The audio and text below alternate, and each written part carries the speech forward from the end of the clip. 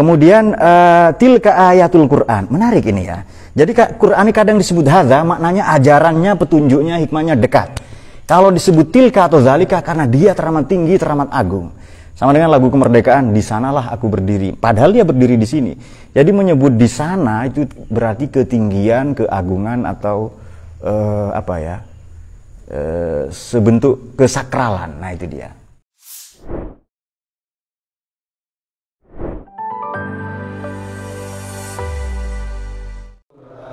Al-Fatihah.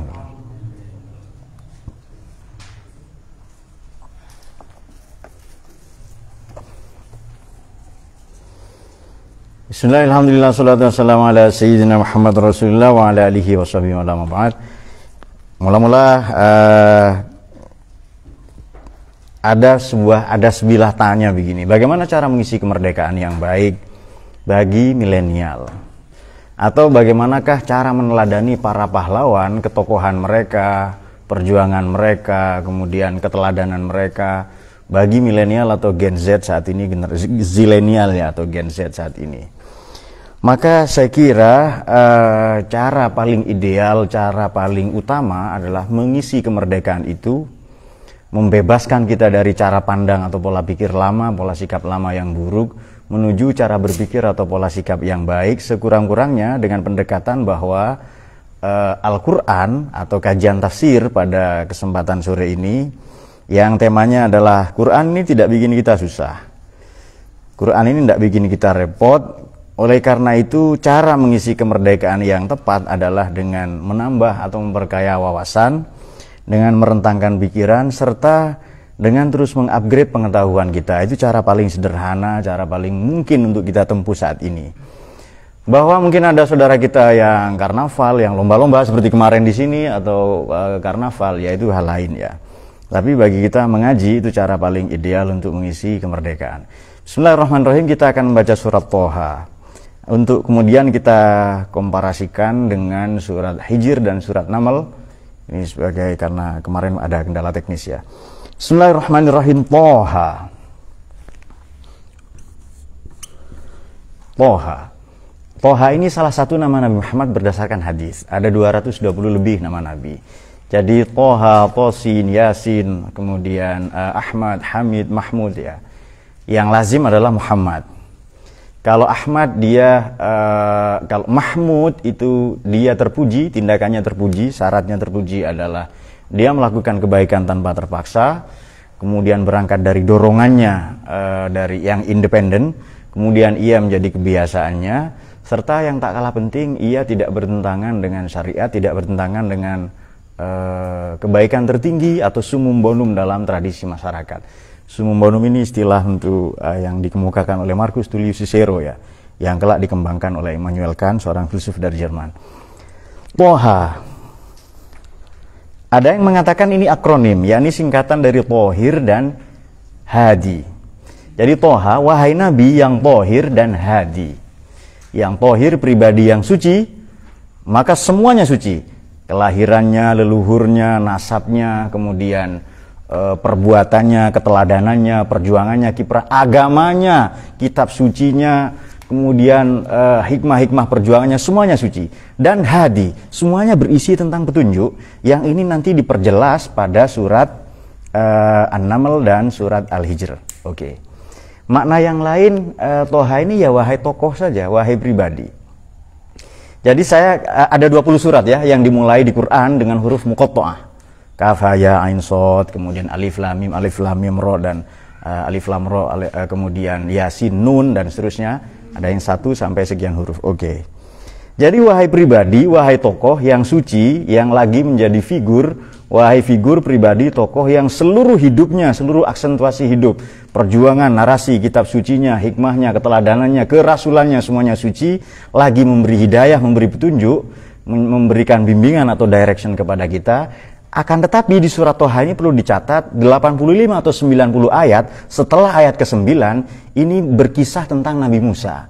Maka nama lain dari surat Thaha adalah surat Kalim, yang berbicara atau yang diajak bicara. Jadi narasi tentang Nabi Musa paling lengkap justru di surat Thaha. Wahai tokoh, wahai figur begitu. wahai tokoh, wahai figur yang diajak bicara oleh Allah atau yang berbicara langsung kepada Tuhan, berarti Nabi Musa di sini. Atau kalau Nabi Muhammad, wahai tokoh, wahai figur yang seluruh hidupnya, perjuangannya, agamanya, kitab sucinya, keteladanannya suci di satu sisi, lagi memberi petunjuk di sisi lain. Itu terjemahannya. Dan di sini diartikan Toha saja. Atau tafsir klasik itu Toha artinya adalah Allahu a'lam. Hanya Allah yang tahu. Nah ini kayaknya anak SD juga tahu ya, nggak usah S2, S3 macam Ustaz Hasani ini.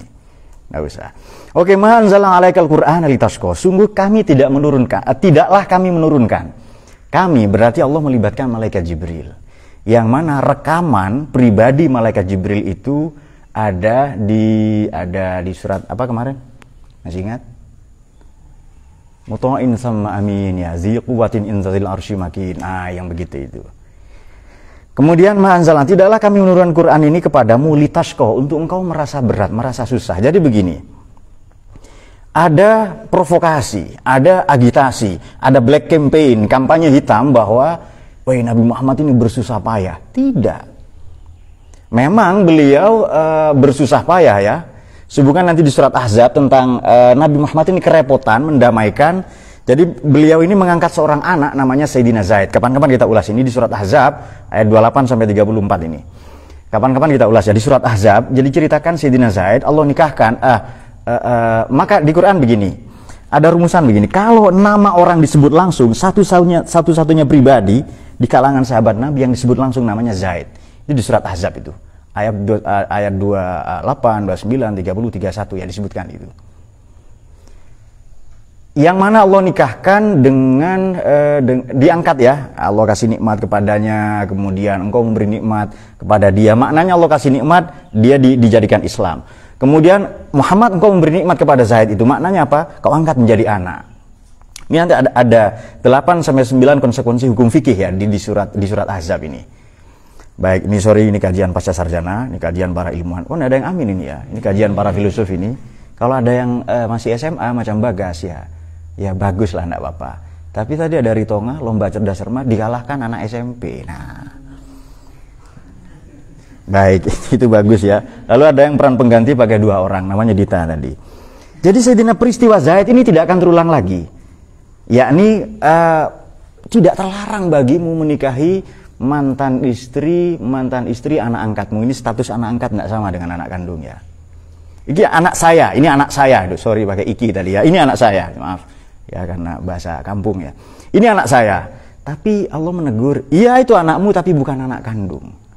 Maka nanti di situ ada makan ala nabi min harjin fima faradallahu la sunnatul lil ladzina khalu min qabl wa kana amrullahi qadaran maqdura alladzina yuballighuna risalati wa yashhaduna la ilaha illallah wa kafa billahi. Nah, ini ada yasallah juga.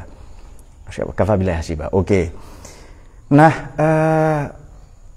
Quran diturunkan kepada Nabi tidak untuk bikin susah. Makanya nanti ada ayat lain bahwa bagaimana itu la yukallifullahu nafsan illa wus'aha laha ma kasabat wa 'alaiha ma kasabat. Allah tidak membebani siapapun melebihi kapasitasnya.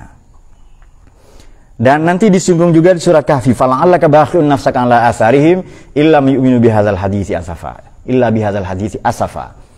Apa engkau akan menyakiti dirimu sendiri? Jadi kita terlarang bersedekah, berjuang, kemudian berbuat apapun saja sehubungan dengan mengisi kemerdekaan ini yang melampaui kemampuan kita. Jadi kan sedekah itu kan 2,5% seharusnya kan sedekah wajib ya, zakat itu.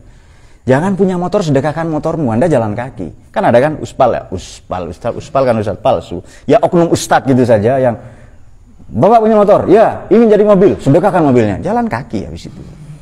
Itu tidak cerdas, tidak Qur'ani, dan itu menurut saya penistaan pada agama ya, pada Quran. Ya enggak apa-apa karena yang bersangkutan enggak paham Quran. Oke, bukan ahli Quran lah gampangnya itu, pebisnis itu saja. Bisnis itu bisikan manis. Nampak di permukaan, di dalamnya bisikan pahit. Oke. Jadi Quran ini tidak turun untuk memberi syaqawah, dan nanti disinggung ini di surat yang kesekian di surat Toha itu juga sama. Bahwa Quran ini tidak menjadikan syaqawah ya. Tidak bikin kamu merasa berat. Nah, nanti ada di ayat agak ke belakang. Bismillahirrahmanirrahim. Qala bitu min hal fa imma ya'tiyannakum minni hudan faman ittaba hudaya fala yadillu wala yashqa. Tidak bikin susah juga. Jadi tidak benar kalau Anda katakan, berat sholat ini Pak. Kalau tidak mampu berdiri duduk. Kalau tidak mampu duduk berbaring, ya kan? Kalau tidak mampu ya dengan hanya jari telunjuknya saja, organ tubuhnya yang hidup misalnya. Ya sudah pakai itu saja. Hanya kedipan mata, boleh. Hanya dengan hati, bisa. Jadi jangan katakan bahwa agama ini berat atau memberatkan kita. Itu tidak benar. Nah, ma anzala alaikal Qur'an. Nah, narasi tentang Quran ini akan kita dapati di surat An-Naml ayat pertama justru Tosin, yang kebetulan Tosin juga nama Nabi. Mari kita buka surat An-Naml juz 19 atau surat yang ke-27. Bismillahirrahmanirrahim. Tosin tilka ayatul Qur'ani wa kitabim mubin. Hudaw wa busyra lil mu'minin. Oke. Kalau ada sebutan tilka berarti kan jauh. Zalikal kitabula raiba fi. Tapi ada Quran disebut haza. Inna hadzal Quran, law anzalna hadzal Quran di surat Hasyr itu. Ala jabalil law ra'aytahu khasyam mutasaddian min khasyatillah tilka amsalun nas. Nah, itu dia. Jadi kalau terlalu cepat nanti diperlambat saja tempo yang Anda mutar videonya. Oke. Jadi tilka, Tosin juga nama Nabi ini. Kemudian tilka ayatul Quran. Menarik ini ya. Jadi Quran ini kadang disebut hadza, maknanya ajarannya, petunjuknya, hikmahnya dekat. Kalau disebut tilka atau zalika karena dia teramat tinggi, teramat agung. Sama dengan lagu kemerdekaan, di sanalah aku berdiri. Padahal dia berdiri di sini. Jadi menyebut di sana itu berarti ketinggian, keagungan atau sebentuk kesakralan. Nah, itu dia. Oke, tilka ayatul Quran. Di sini disebut Quran dulu, baru kitab. Dan ini bertolak belakang dengan di surat di surat Hijr. Menarik ya, di surat Hijr itu kebalikannya. Tilka ayatul kitab. Di surat Hijr ya. Tilka ayatul kitab wa Quran. Nah, sudah ketemu? Oke, di surat Hijr ini malah sebaliknya dikatakan tilka ayatul kitab wa Qur'anim mubin. Kitab dulu. Jadi maknanya begini. Oke, mungkin ada yang belum tahu Hijr itu maknanya terlarang. Nama lainnya di Saudi ya sekarang sudah ditemukan. Hijr itu nama lainnya adalah Madain Soleh. Jadi surat Hijr maknanya adalah surat yang terlarang. Redaksinya mari kita baca. Kalau di Hijr ini tilka ayatul kitab wa Qur'anim mubin, tapi kalau di kalau surat di An-Naml tilka ayatul Qur'an wa kitabin. Quran dulu baru kitab di Naml, tapi di surat Hijr kitab dulu baru Quran. Maknanya apa? Jadi Quran itu tidak tertulis, tetapi ia bisa dibaca. Jadi Quran bacaan dulu untuk kemudian dikodifikasi, ditulis. Itu di surat Naml ya. Tapi sebaliknya, dan ia memberi penjelasan. Tapi sebaliknya di surat Hijr, Quran itu kitab dulu, tertulis dulu. Dan ada katakan kitab ini adalah kitab terdahulu. Nah maknanya begini, ini kita melihat secara psikologis, ada dua jenis manusia. Satu manusia kampus, karena Ustaz Hasani sudah selesai studi pasca sarjananya ya. Jadi ada manusia kampus yang sok-sok bawa kitab kemana-mana, dia mengunggul-unggulkan kitabnya, tapi tidak pernah dibaca. Ada juga yang semacam kita, nggak penting bawa Quran, yang penting dibaca. Jadi Anda pilih mana itu? Sudah paham ya? Ada dua jenis orang. Jadi kan di surat Naml kitab dulu kan, kitab dulu baru bacaan, kitabin ya, kitab dulu baru Quran. Nah ada juga sebaliknya, Quran dulu baru kitab. Nah Quran itu begini, dia bacaan, bahkan tanpa tertulis Nabi bisa membacanya, yakni didiktekan ya, diimla oleh malaikat Jibril.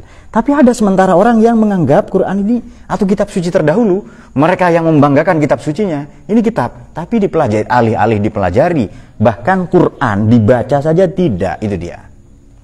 Padahal sama-sama mubin, sama-sama memberi penjelasan. Dan Naml, oke mungkin ada yang belum tahu, saya ulas sedikit ya surat Naml. Naml ini artinya kambing ya, apa betul ya? Naml kambing ya, betul ya? Apa? Unta, oke Naml, oke jauh sekali. Naml maknanya semut. Nah semut ini binatang hebat ya, dia pengumpul, tapi tidak ada manfaat darinya, dikumpulkan saja sampai mati kadang mati di kopi kalian ya kan, di teh kalian. Tapi kalau nahl, lebah, dia mengumpulkan dan memberi manfaat, jadi madu. Nah itu dia. Oke. Nah, maka teranglah sekarang kalau di surat Naml dimulai dengan Tosin, tapi kalau di surat Al-Hijr dimulai dengan Alif Lam Ra, sama-sama huruf muqatta'ah. Jadi ada dua golongan. Pertama, coba kita geser ke surat Hijr sebentar. Tilka ayatul kitabi wa qur'anim mubin.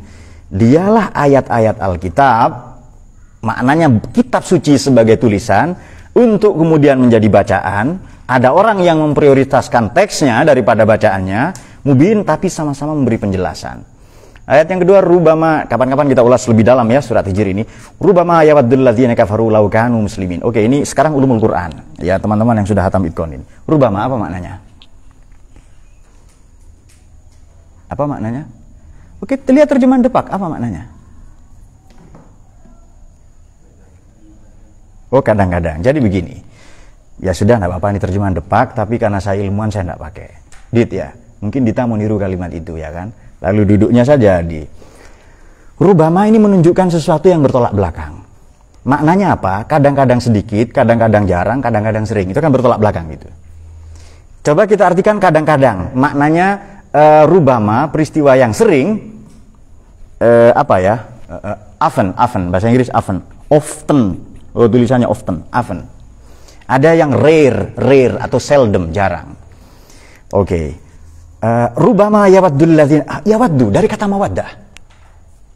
Nah, apa mawaddah itu? Kebetulan ada Ustaz Hasani. Oke, apa mawaddah ini? Jadi cinta yang tak lagi memandang keburukan. Maknanya begini. Rubama yawaddul ladzina kafaru, coba kita ambil rubama maknanya jarang. Jarang atau kadang-kadang orang kafir ini di sini apa? Menginginkan, kurang tepat. Yawaddu ini menganggap dirinya tidak ada problem dengan kitab suci. Tuhan ampuni saya Tuhan, sebab saya dulu sebenarnya tidak meremehkan kitab suci, saya ikuti ajarannya kok, begitu. Jadi dia tutup-tutupi kekurangannya itu dengan keagungan kitab suci. Ya kalau saya tidak bisa laksanakan semua Tuhan, karena kitab suci terlalu agung. Itu rubama yang bermakna jarang atau sering. Orang kafir sering kali dia berharap menjadi muslim. Kapan? Ya nanti di neraka nanti itu.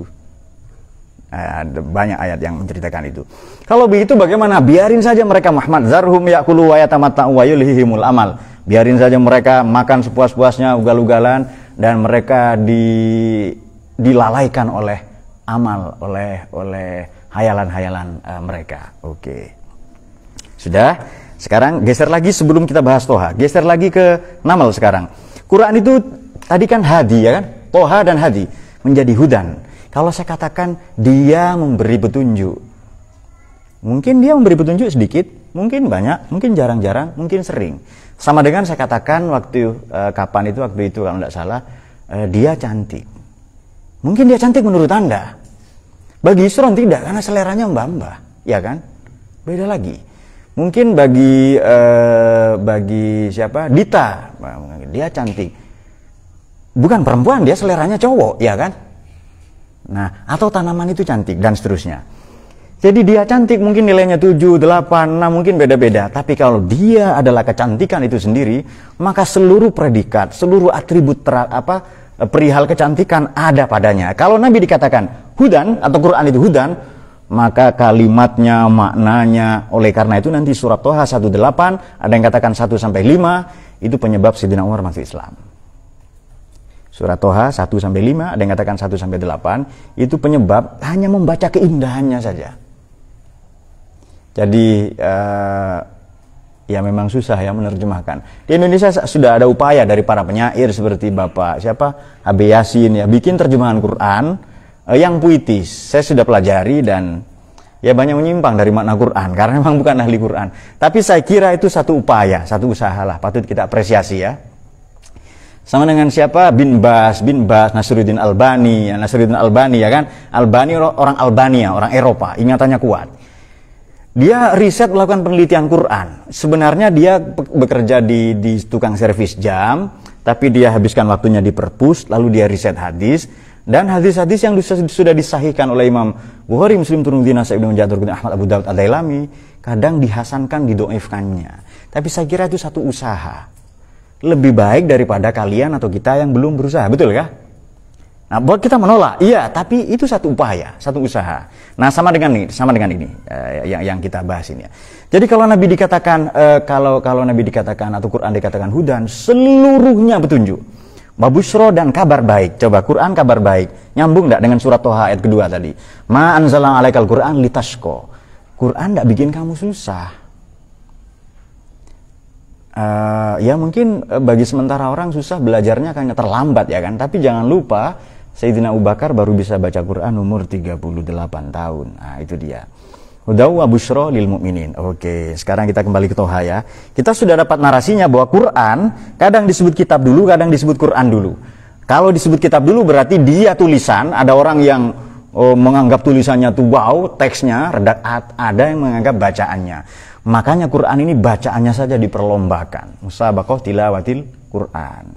Kurang tepat ya, seharusnya musabaqah tartilil Quran, bukan tilawatil itu, karena kalau tilawah ini membaca diikuti perilaku.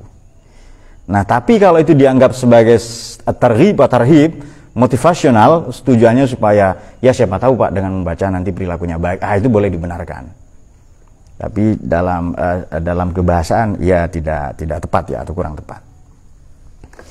Kalau Quran ini tidak diturunkan tidak untuk membuat kita berat, susah, galau, maka diturunkan untuk apa, Ishak? Quran diturunkan untuk, ada di ayat ketiga, illa tadzkiratan liman yakhsha, ya kan? Itu nyambung nanti dengan di surat Ahzab yang tadi kita singgung, maka na 'alan nabiyyi min harajin fima faradallahu lah sunnatullahi fil ladzina khalau min qabl wa kana amrullahi qadaran maqdura. Siapakah para rasul itu? Alladzina yuballighuna risalatillahi wa yakhshawnahu wa la yakhshawna ahadan illallah. 32 surat Ahzab itu. Nah, perang Ahzab ini nanti disebut juga perang Khandaq ya. Ahzab dari kata hizib, bentuk jamak hizib. Perang Ahzab berarti perang koalisi. Dia musuh-musuh itu bersatu untuk mengalahkan Nabi tapi gagal. Ada salah satu sahabat Nabi punya ide bikin parit. Siapa namanya? Sayyidina Salman Al-Farisi. Dia ahli teknologi dari Persia, makanya di ITB, Institut Teknologi Bandung, kalau di Kepanjen ada ITB Institut Tambal Ban. Tahu ya, sebelum rel kereta itu ya, sebelah kirinya itu tahu ya? Oke, itu Institut Tambal Ban. Itu kreativitas orang Kepanjen salah satunya, ya kan? Nah, karena kan ada pertanyaan kerajaan yang di Kepanjen katanya kan? Ada. Nah, itu dia. Rajanya Dita. Oke. Raja perut ya. Oke. Nah, masjid di ITB itu Masjid Salman sebagai penghormatan kepada Sayyidina Salman Al-Farisi yang ahli teknologi. Nah, ahli teknologi kan, jadi dibikin parit. Nanti tidak ada kuda yang bisa melintasi parit itu kecuali kudanya siapa? Sayyidina Khalid bin Walid. Tapi apakah orang kafir itu yang kerjasama dengan Yahudi, munafik, menang di perang itu? Tidak. Gara-gara parit kah? Tidak. Gara-gara angin. Gara-gara angin, salju, gara-gara cuaca dingin yang menusuk kambing, ya kan? Masa tulang tok? Ya kambing juga. Namanya disate. Maknanya kalau dingin menusuk tulang, tusuklah kambing-kambing itu menjadi sate. Nah, itu dia. Nah, berarti apa? Ini ada dua narasinya. Jadi kan ide parit itu idenya siapa? Jawab. Ide manusia. Allah tidak mau dikalahkan oleh ide manusia. Lalu Allah kalahkan dengan angin atau cuaca salju, dingin, badai, macam-macam. Tapi ide manusia tetap diapresiasi. Perang itu tetap disebut perang Khandaq. Meskipun orang atau musuh itu kalah dengan angin. Nah, ini dia. Nah, narasi yang kedua kapan-kapan supaya kalian penasaran. Oke. Pak, saya tidak terima Pak, cari sendiri kalau kalian ilmuwan. Kalau bukan, ya tidak tahu, ya belajar. Nah, itu dia solusi. That's called initiative son. Itu namanya inisiatif cong. Nah, itu dia. Illa tazkiratan liman yakhsha. Tazkirah liman yakhsha. Oke, yakhsha ini banyak maknanya. Ada yang takut untuk kemudian kita menjauh, ada yang takut untuk kemudian kita antipati, ada yang takut kemudian untuk kita mendekati. Takut ke Allah karena wibawanya, kita mendekat. Kita takut siksanya untuk kemudian kita menjauhi nerakanya. Baik, tazkirah di sini maknanya peringatan. Saya tidak gunakan. Jadi tazkirah ini apa? Isim masdar apa, bentuk fi'il madinya apa? Oke, susah ya kan? Ya sudah, enggak apa-apa. Oke. Jadi begini, dalam bahasa Inggris itu ada kata kerja yang dijadikan kata benda, namanya gerund. Ya. Mungkin kalian perlu diperbaiki nahwu Inggrisnya. Gerund, kata kerja yang dijadikan kata benda. Pembuatan baju. Membuat apa bahasa Inggrisnya? Make, pembuatan. Ditambah ing, making. Dress making, pembuatan baju. Jadi kata making, dress make, membuat baju tadi mengalami masdarisasi. Dimasdarkan dalam bahasa Inggris gerund. Ini dimasdarkan maknanya. Kalau begitu ini bukan mengingatkan. Jadi cara untuk mengingatkan. Sebab kalau peringatan ancaman. Loh, tadi katanya nggak bikin susah. Nah, supaya sesuai dengan narasi itu, maka ini cara untuk kita mengingat kepada siapa? Bagi siapa? Lima yakhsha, bagi orang-orang yang takut. Bagi orang-orang yang punya khasyatullah. Dia segan, dia sungkan.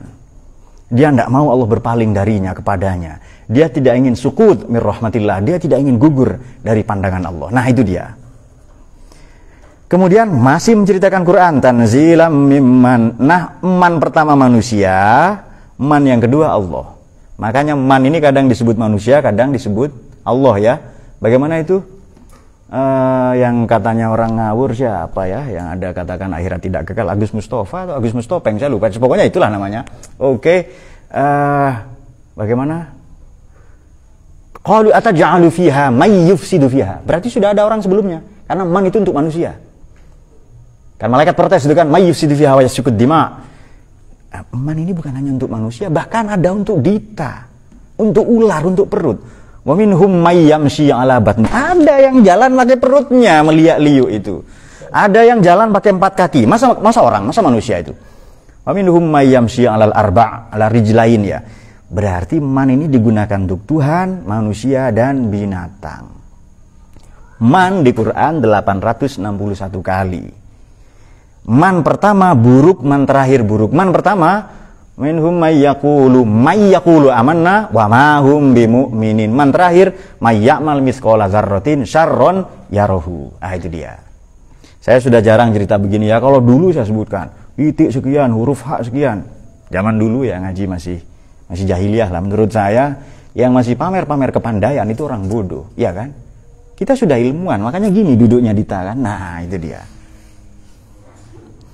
Jadi kalau ada orang datang, ada juga kadang ekspresinya ke belakang begini. Loh, enggak cium tangan? Cium ketek, Pak. Nah. Oke, tanzilam mimman khalaqal ardo. Kok disebut bumi dulu ya baru langit ya? Padahal sering kali disebut langit, betul ya? Jadi kalau tanzilan diturunkan dari zat yang menciptakan bumi, maknanya apa? Quran kan diturunkan bertahap, tanzil, ya kan? Maka nama lain Quran adalah at-tanzil. Nazzala yunazzilu tanzil. Oke, maknanya kenapa bumi disebut duluan? 3 alasannya. Yang pertama supaya Quran itu down to earth, membumi. Itu alasan pertama. Supaya Quran itu down to earth. Oke, kemudian Quran diturunkan dari pencipta bumi dan langit. Maka seluruh ketentuan Quran tidak akan keluar dari konsep langit bumi. Tidak akan keluar dari konsep sunnahnya. Dari hukum kausalitasnya. Hukum sebab akibatnya. Berarti ini argumen kosmologis di Quran ini ya. Tapi sebelumnya sudah ada argumen antropologis. Apa itu?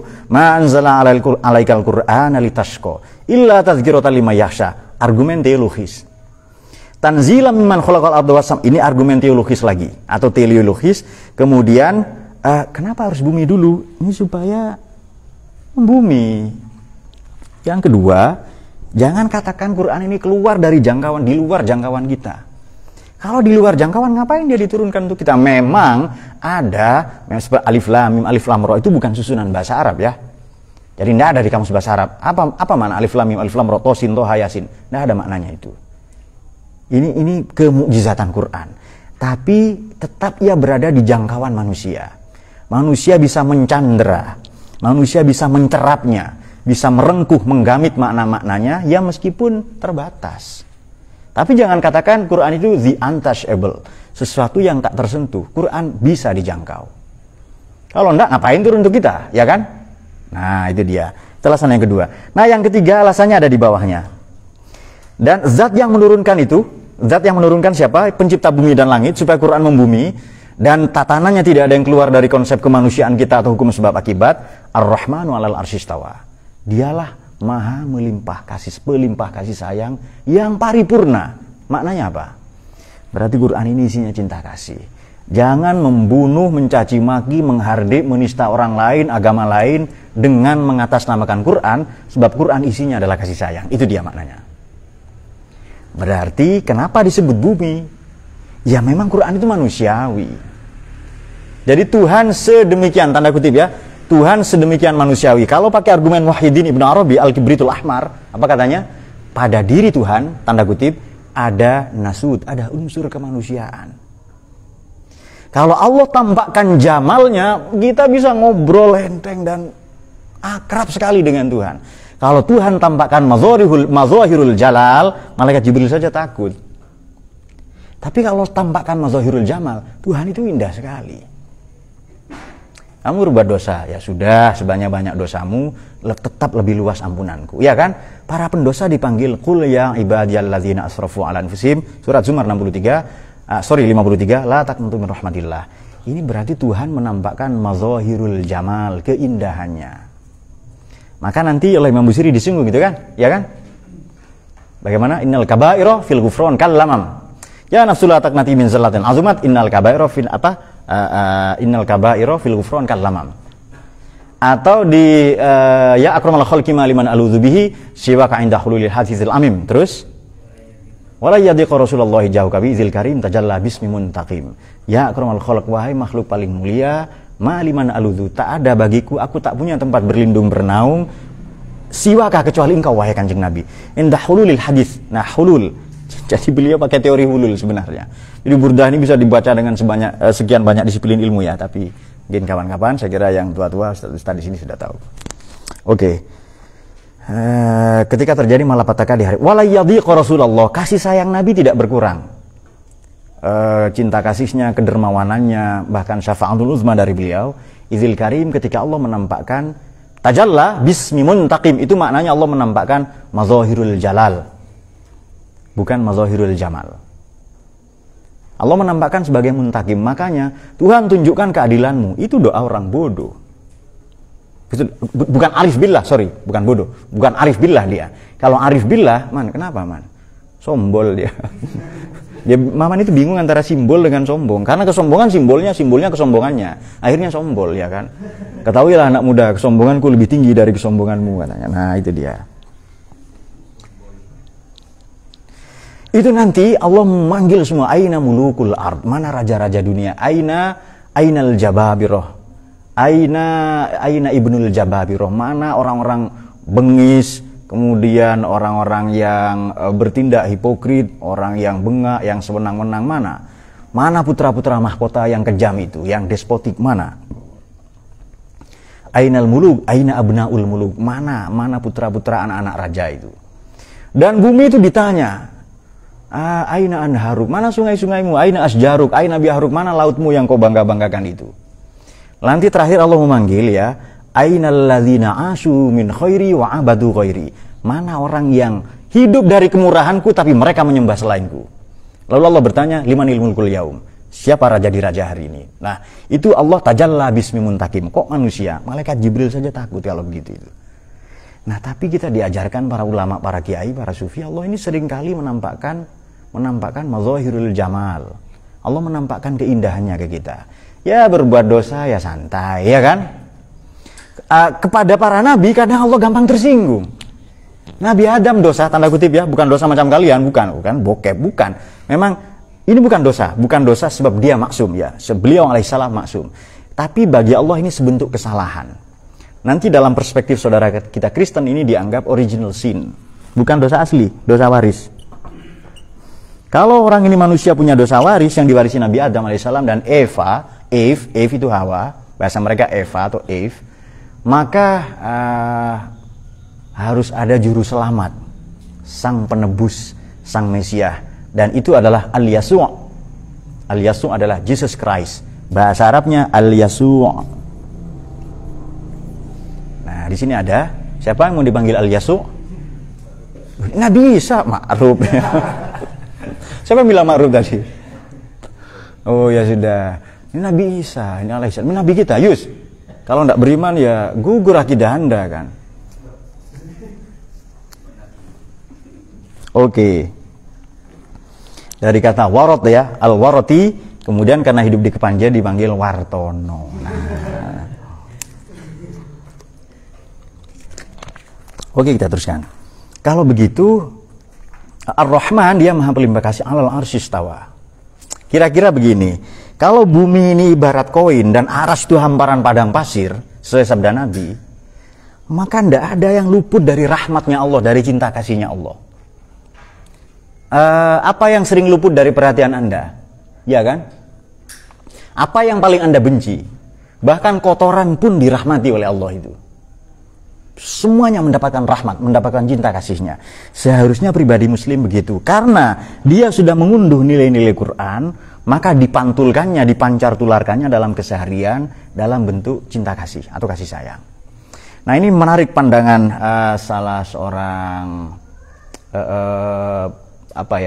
juru bicara sufisme, juru bicara tasawuf di barat. Orang itu perempuan, namanya Anne Mary Schimmel. Saya kira Ustaz Hasani tahu ini ya, dan teman-teman yang lain. Di makamnya di Jerman dia tulis begini, dia mengutip tulisan Sayyidina Ali di batu nisannya. Alma anna suniyamun wa izamatu intabahu. Itu di batu nisannya, cari nanti ya. Jadi Anne Mary Schimmel. Tulisannya Anne Marie Schimmel. Nah, ya tapi cara bacanya Anne Mary Schimmel. Salah baca enggak apa-apa. Jadi misalnya Wartono baca Ma'ruf, Ma'ruf baca Wartono, enggak apa-apa. Karena kita memang bukan orang sana, ya salah-salah enggak apa-apa. Ya kayak Bohlam dibaca Bolham ya, macam tadi kan ya. Siapapun mau Bolham, itu saya pun sulit menjawab di belakang tadi itu ya. Ternyata lampu Bohlam. Itu pertanyaan, itu siapa Reza yang baca? Itu pertanyaan bodoh. Menurut saya, yang lebih hebat itu yang buang siapa? Kalau penemu Bohlam itu enggak hebat. Saya Edison kah? Thomas Edison kan ya. Nah, itu yang lebih hebat siapa yang membuangnya, ya kan? Itu seharusnya pertanyaannya. Siapa yang membuang lampu Bohlam sehingga Thomas Edison menemukannya, betul kah? Itu baru cerdas cerapat ya, biasa nih ya. Itu baru cerdas cerapat macam tadi. Oke, lain kali ditingkatkan ya supaya cerdas cermat itu.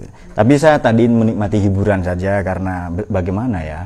Orang kuliah di Jogja, maka Mang Lima Sudirman enggak tahu. Dan cerdas cermat dikalahkan anak SMP. Masya Allah, dia ngaku luhurian itu. Tapi enggak apa-apa, sudah bagus lah itu.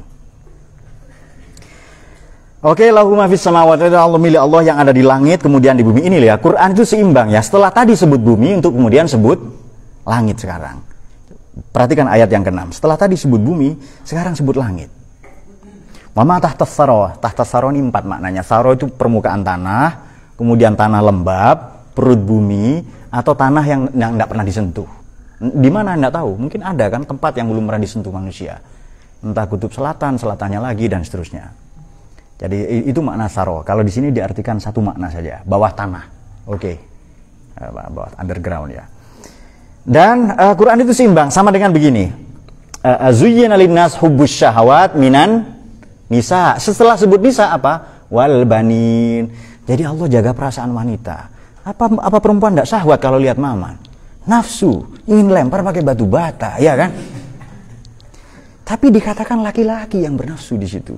Jadi Allah ini tutupi keburukan wanita. Allah ini karena perempuan malu, oleh Quran disampaikan perempuan baik. Baru setelah nisa apa ayat berikutnya? Maaf penggalan ayatnya, banin. Disebut laki-laki biar seimbang. Sama dengan ini, setelah langit bumi, ini teman-teman butuh waktu lama ya, untuk tahu narasi Quran seperti ini butuh waktu lama. Makanya mondok di sini tidak bisa sebentar. Kalau 2 bulan lalu dia nanti berdakwah ya seperti Udin ya, Kairo ya kan, Kairudin, nah itu dia. Atau Saudi misalnya, belum butuh waktu lama. Tapi ya tidak apa-apa, silahkan belajar dulu di sana nanti ya. Nah, tapi kalau Ma'ruf ini menganggap, Pak, bagi saya bisa tahlil di kampung, ngalahkan Pak Wartono cukup. Boleh. Ya sudah selesai, ngapalin tahlil saja. Tapi untuk begini loh ya, jadi teman-teman bikin narasi Toha, ketemu dengan Hijr, ketemu dengan surat Ahzab tadi, lalu ketemu dengan surat Naml, saya kira butuh waktu lama. Jadi, ya boleh Anda punya prestasi akademik, ya kuliah pasca sarjana tafsir, tapi punya narasi seperti ini, saya kira butuh waktu itu saja. Butuh taklim ya, karena di taklim ada tulus zaman. Nah di sini ada jomblo yang tulus zaman. Oke. Inta jahri bil qauli, ngapain ngomong keras-keras? Fa innahu ya'lamu sirra wa akhfa. Allah tahu yang sir rahasia, wa akhfa dan jauh lebih rahasia dari rahasia. Pertanyaan, ingat berapa kali kentut?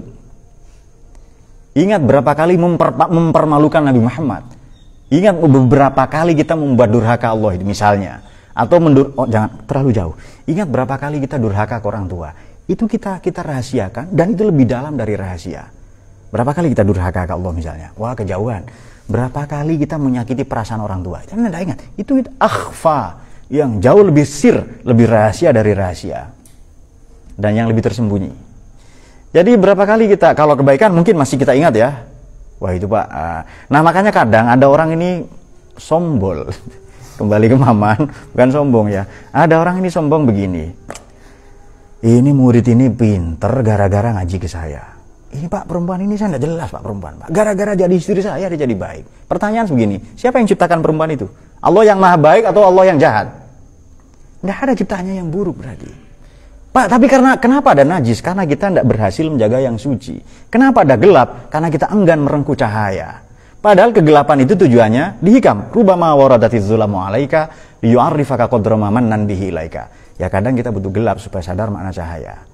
Tapi cahaya itu karena kita enggan meraih cahaya. Gelap itu karena kita enggan meraih cahaya. Nah itu dia. Najis, dosa itu kapan terjadi? Karena kita gagal menjaga tata kelola kesucian dalam sanubari kita, di batin kita. Ini tempat ini suci.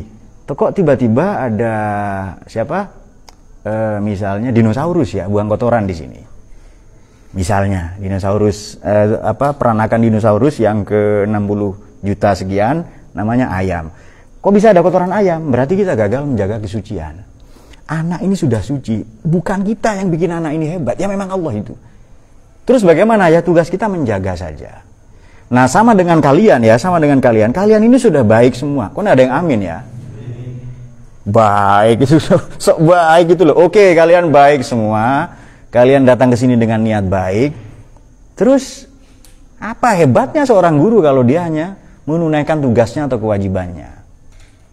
Lalu bapak merasa hebat karena dia menafkahi anak, istri. Itu kewajibannya kok. Apa hebatnya ya kan? Justru kalau dia tidak melaksanakan itu nah itu dia. Kalau mau kasih lebih, tidak hanya menjaga tapi juga didoakannya, ya kan? Jadi santri itu tidak hanya diajar, dididik, tapi juga dinikahkannya. Nah, itu dia. Baru Satasani begini kan? Nah, gitu dong, kok enggak gitu dari kemarin katanya. Nah, itu dia. Nah, saya kira demikian. Allahu la ilaha illahu lahul asmaul husna. Tidak ada Tuhan bagi Dia. Dia Subhanahu wa taala punya nama-nama yang baik. Di sini nama-nama terbaik ya. Terjemahan Depak, nama-nama terbaik. Saya tidak pakai. Kenapa? Kalau terbaik, Allah itu akbar, maknanya terbesar. Kan superlatif dalam bahasa Inggris itu. Superlatif itu strong, stronger, strongest, ya kan? Kemudian bad, worse, worse, good, bad, good, better, best. Itu kan best itu kan superlatif itu. Tidak. Kalau diartikan begitu maka Allah ini diperbandingkan dengan makhluk. Padahal tidak ada yang setara. Lam yakun lahu kufuwan ahad. Kalau begitu maknai saja Allah maha besar. Allah punya nama-nama yang maha baik. Itu lebih keren. Di sini di mana yang terbaik ini. Oleh Depak ini. Tapi ya enggak apa-apa, ini usaha kan. Ini tafsir boleh kita tolak. Kenapa kita tolak? Ya karena kita ilmuwan. Sama-sama ahli tafsir kan. Nah itu dia. Udah amin ya. Bagus dulu. Kalahkan dulu anak SMP sama dia. Cerdas cermat sama SMP kalah. Baru nanti berikutnya wahal ataka haditsu Musa ayat 9. Kemudian coba perhatikan di surat Naml idz qala Musa li ahlihi ayat 7. Sama ya narasinya ya. Ini saya kira teman-teman harus banyak membaca Quran dengan pembacaan yang cerdas ya supaya oh iya ya di sini begini, di sini begini. Nah, alat bantu teman-teman bisa pakai Nazmud Duror fi Tanasubi ayati wasar bisa pakai itu. Ya bisa juga membaca yang lebih cerdas ya. Dan banyak berijtihad, banyak berspekulasi. Kalau peluru Anda, kalau perangkat Anda cukup. Kalau baca masih belum baik ya sudah belajar baca yang baik, tapi sembari lalu ya dipelajari tafsir itu. Baik, semoga semua dijahai oleh Quran. Quran tidak bikin kita susah karena Quran narasinya sedemikian menyenangkan. Kalau tidak bikin susah, itu cara kita ingat. Turun dari zat yang maha tinggi, yang pencipta bumi dan langit. Tujuannya supaya Quran membumi. Bagaimana membumikannya? Dengan sifat-sifat, dengan cinta kasih, ya kan? Dan di ayat yang lain dikatakan Quran itu obat kok. Wa nunazzilu minal Qur'an ma huwa syifaa'un wa rahmah di surat Isra itu. Wala yazidul zalimin illa khusara. Kalau Quran obat berarti kita sakit. Jadi cara berobat itu dengan Quran. Kalau di hadis berobat dengan madu, ya kan? Jadi ada istri tua malas-malasan, suruh suaminya punya madu, ya kan? Nanti dia semangat mengamuk-ngamuk lah, marah-marah maknanya itu. Apakah ini terdengar agitasi yang menyesatkan? Wallahu a'lam bishawab. Semoga semua dicahaya oleh Quran, bertambah kecintaan kita pada Quran dan cara meneladani para pahlawan. Ini pahlawan dah hanya yang berjuang. Dit, apa kok gini-gini, Dit? Kok sempat itu lo ngaji itu ya? Bagus, karena kita hidup di negara bebas, jadi boleh garuk-garuk di mana saja. Nah, karena apa kemarin telur yang paling enak ya? Oke, nanti kalau tidak suka kalimat ini, telur yang paling enak adalah telur digaruk, ya kan, di pagi hari. Mananya telur asin itu loh, telur yang sudah direbus itu kan bisa digaruk dengan kukuat supaya kulitnya terkelupas. Nah, Anda salah paham dengan ini. Ngaji masih sempat ngeres pikirannya. Oke, ini banyak pahlawan ilmu, pahlawan tafsir, pahlawan ulumul Quran, Nabi Muhammad, semuanya. Maka cara mempelajarinya, cara mengaksesnya, cara kita mendownload, mengunduh atau mere-energize, menyemangati diri kita dengan nyetrum, dengan ngecas ke mereka, dengan berwasilah ke mereka, sama seperti cara bikin magnet cara kuno. Ini magnet, ini batangan besi, sisi atas gosok ke magnet yang atas ya, kutub utara, lalu sisi bawah digosok ke kutub selatan. Nanti lama-lama besi menjadi magnet. Maknanya apa? Kalau Anda dekat orang baik, nanti lama-lama ketularan baik. Kalau Anda dekat orang soleh, ya kemudian dekat orang alim, Anda ketularan alim nanti itu. Ya tapi sholat, ya kan. Sama dengan ketika saya ceritakan sholawat begini, barang siapa baca sholawat begini. Wih, berarti fadilahnya sholat begini. Dia sudah hampir punya kesimpulan yang keliru. Ketika itu saya ceramah dalam bahasa Madura, saya bilang, kayak nggak bejeng, mana nggak sholat, ya kan? Dia hampir saja nggak sholat, mau sholawatan tok itu. Lalu saya ralat, sholawat terbaik adalah sholawat yang dibaca di dalam sholat. Apa itu? Setelah syahadatain. Nah, itu dia. Takutnya setelah itu nggak sholat, ya kan? Dia mengandalkan sholawat saja. Pak, saya punya orang dalam di surga, Pak. Ngapain repot-repot ibadah, katanya. Oke, nanti ada ucapan selamat datang ya. Zuku masa sakor yang ada begitu. Bagaimana itu? Masalah kagum fi sakor. Qaulu lam naku minal musallin. Kok kamu masuk neraka ya? Amalmu kan banyak. Ternyata dia tidak sholat. Langsung dipanggil dengan kasih sayang oleh malaikat Malik. Sini nak. Nah, lalu digosoklah dia di api neraka itu. Semoga semua dicahaya oleh Quran, mendapat keteladanan dari pahlawan, terutama pahlawan ilmu, pahlawan tafsir, ulumul Quran. Dan untuk mereka semua, Al-Fatihah.